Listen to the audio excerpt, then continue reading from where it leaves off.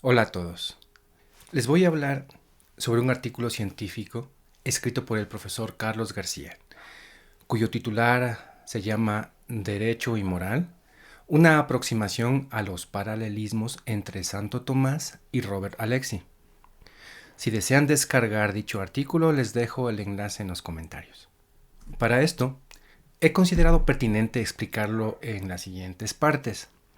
Primero, les hablaré sobre lo más relevante de Santo Tomás de Aquino respecto del derecho natural en la Suma Teológica.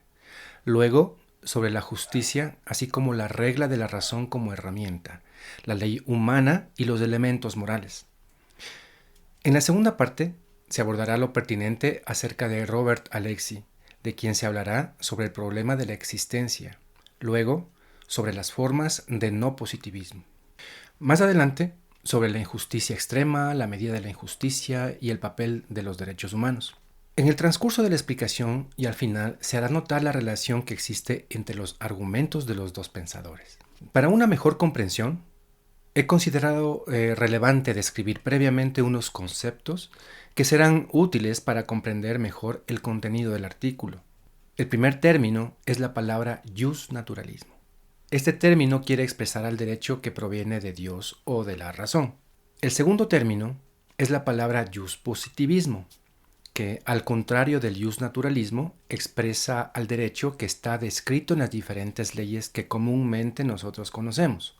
Más adelante se explicarán también a las expresiones positivismo incluyente y no positivismo incluyente. Bueno, en todo caso, con estas explicaciones vamos ahora con la primera parte.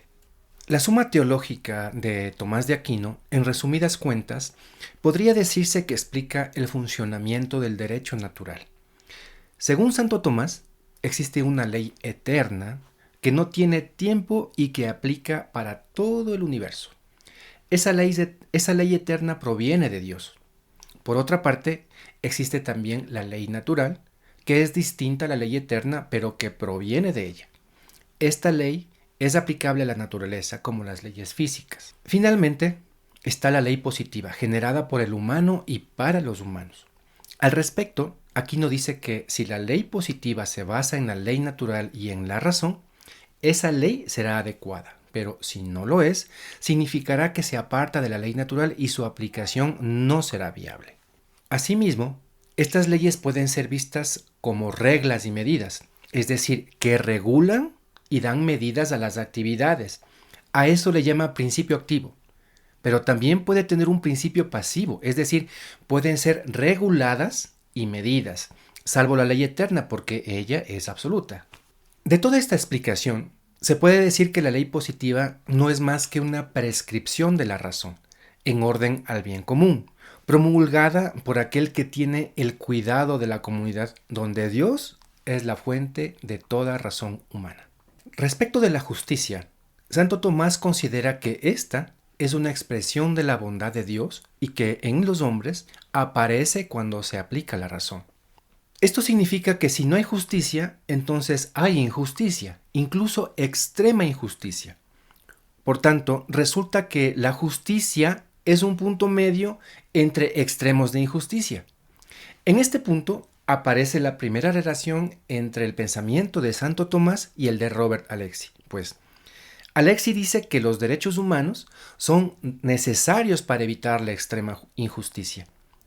Consecuentemente, se puede hacer una equivalencia entre el concepto de justicia y el de derechos humanos. La verdad y la razón como herramienta, según Santo Tomás, la regla de la razón es la capacidad que tiene el ser humano de discernir entre el bien y el mal mediante la razón. Considerada que la razón humana es capaz de comprender los principios morales universales y aplicarlos a situaciones concretas.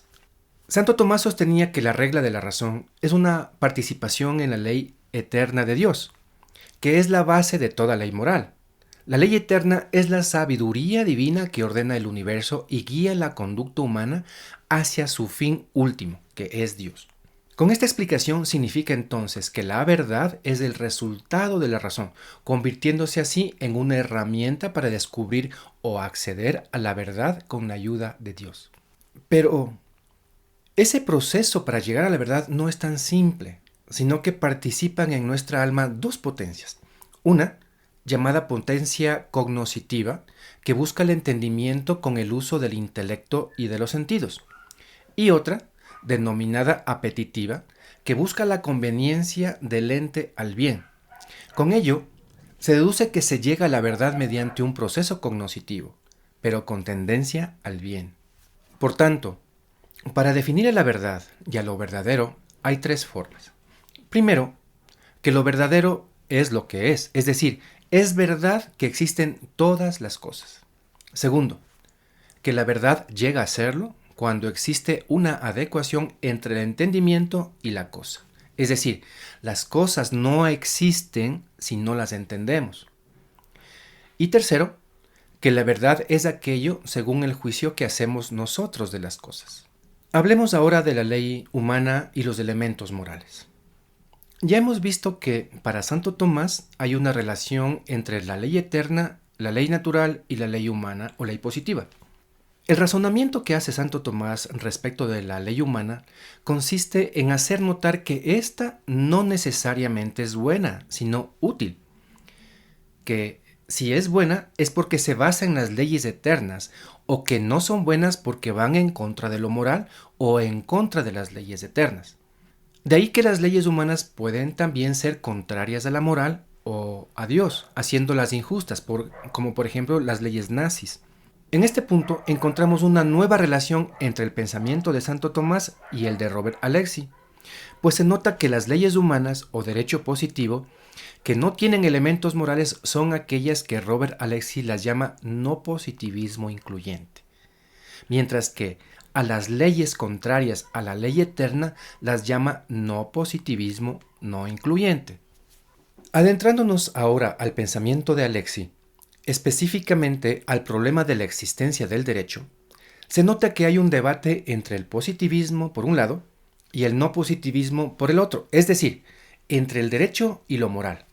Y existe el debate porque hay la postura de que con el positivismo el derecho sí puede separarse de lo moral, mientras que la postura del no positivismo nos dice que la moral corrige al contenido del derecho, enriqueciéndolo.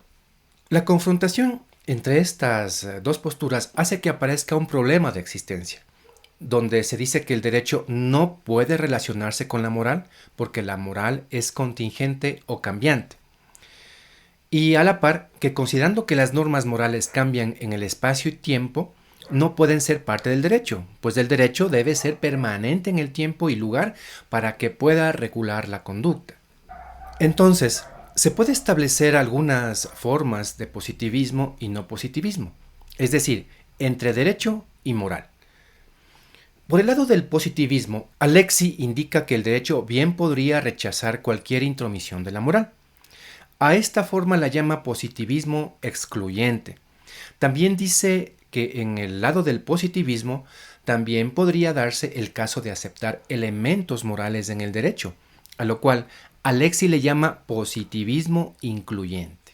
Ahora, por el lado del no positivismo, o sea, de la moral, Alexy nos dice que hay tres formas que son: el no positivismo excluyente, que le quita validez a toda ley que carezca de moral; no positivismo superincluyente, con el cual el derecho positivo se subordina a la moral; el no positivismo incluyente, en el cual hay elementos morales necesarios que pueden convivir con la ley.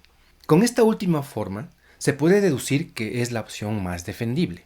Consecuentemente, Robert Alexy acepta que debe existir un punto medio entre el derecho positivo y la moral, a lo cual Santo Tomás le llama justicia. Además, Robert Alexy afirma que las extremas injusticias se muestran cuando hay violación a los derechos humanos. En otras palabras, justicia y derechos humanos son la misma cosa.